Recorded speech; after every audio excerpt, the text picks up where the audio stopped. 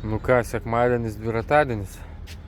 Kaip ir kiekvieną sekmadienį, šiandien vėl minsiu su dviračiu.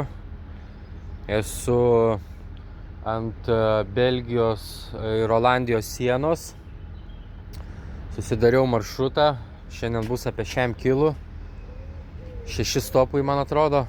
Skirtingos visokios vietos. Ir va, ant greičio dar galvojau, pasidalinsiu, ką su savim būna vežosi. Tai va, kuprinė, powerbankas, akiniai aišku, ausinės. Čia va, tokį pasidariau buteliuką vandeniui, va čia su tokia šlanga. Aš jį įsidedu į kuprinę. tą šlangą savo pro nugarą, prie burnos taip iškišu. Ir vienu žodžiu, kai minu, nereikia man stoti, aš galiu išvien, kada noriu pagurkšnoti. Ir čia yra maisto termosas, tai čia dažniausiai grikių arba ryžių su mėsa pasigaminu keliem kartam pavalgyti. Tai keliaudamas dažniausiai 2 kartus stoju pavalgyti.